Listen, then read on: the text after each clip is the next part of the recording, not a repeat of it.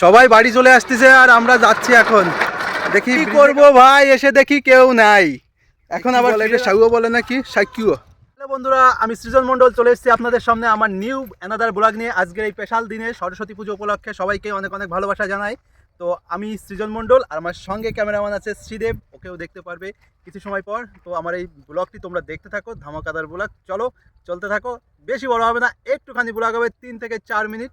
তো এর মধ্যে আমি সবটাই দেখাবো আজ সরস্বতী পুজোয় সবাই কি করে বেড়ায় আমাদের ওয়েস্ট বাংলা এবং বাংলার ছেলে মেয়েরা। তো চলুন দেখতে থাকো। খোলা আকাশের নিচে সবুজ মাঠের ফসলের ক্ষেতের পাশ দিয়ে আমরা বয়ে যাচ্ছিলাম আমাদের গন্তব্যস্থলে।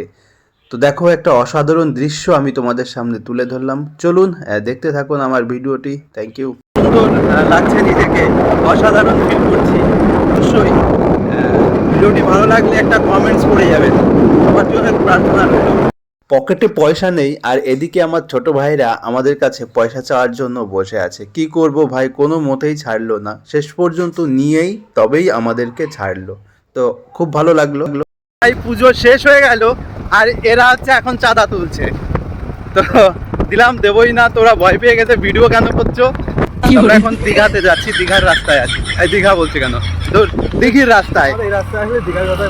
এই রাস্তায় যতবার আসি দিঘির রাস্তা মনে পড়ে। দেখো কি সুন্দর রাস্তা। তো চলো দেখতে থাকো, ওখানে কে কোথায় কি করছে আমরা টুকি মেরে আসি। দেখো কত সুন্দর রাস্তা, দিঘিতে যাচ্ছি আমরা। ওই যে সামনে দেখতে পাচ্ছ, ওটাই হচ্ছে দিঘি, এইটাই দিঘি। সুন্দর পিকনিক স্পট। দেখো চারপাশে মাঠ আর এই পাশটায় হচ্ছে একটা দিঘি আছে। এই দিঘিটা অনেক বড়, অনেক বড়, অনেক বড় দিঘি। এখানে আমরা প্রায় ঘুরতে আসি বা বন্ধু বান্ধবীদের নিয়ে সবাই আসে এখানে। কি করব ভাই, এসে দেখি কেউ নাই।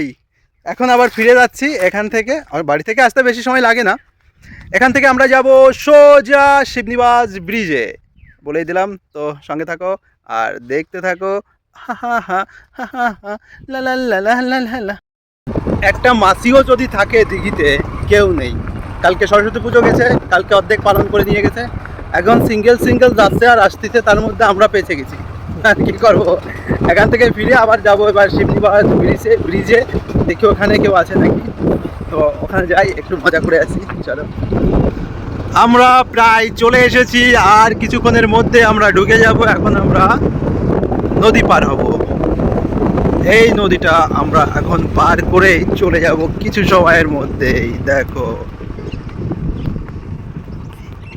পারবা নিতে? হ্যাঁ, আমাদের কাঁচা ড্রাইভার, আমাকেই নিতে হবে বোধহয়। পারবা তো? দেখছো ওইদিকে গুটি গুটি পায়ে আসছে, এই দেখো বান্ধবীরা আসতেছে। তো আমাদের ড্রাইভার, সেফ ড্রাইভার। সবাই বাড়ি চলে আসতেছে আর আমরা যাচ্ছি এখন। দেখি ব্রিজে কাউকে পাই নাকি। আর মাত্র 4 থেকে 5 মিনিটের মধ্যে আমরা পৌঁছে যাব সেই মানে লোকেশানে। ওখানে সরস্বতী পুজোতে প্রচুর ভিড় হয়, বন্ধু বান্ধবীদের, বয়ফ্রেন্ড গার্লফ্রেন্ডের মোলাকাতের স্থান। তো চলো লেটস গো, জাস্ট এটুকু পার করেই সেখানেই। কি বলে এটা, সাগুও বলে নাকি সাইকিও, বাঁশের সাইকিও। এই যে নদী, দেখো। যারা আমার এই ব্লগটি দেখছো অবশ্যই একটা কমেন্টস করে যাবে। আপনাদের একটা কমেন্টস আমার কাছে অতি মূল্যবান। আমরা চলে এসেছি, দেখো দলে দলে সুন্দরীদের বাস এখানে। আহা, শান্তি আর শান্তি, মজা আর মজা। আহা, এই বিলার হয়ে যাচ্ছে তো।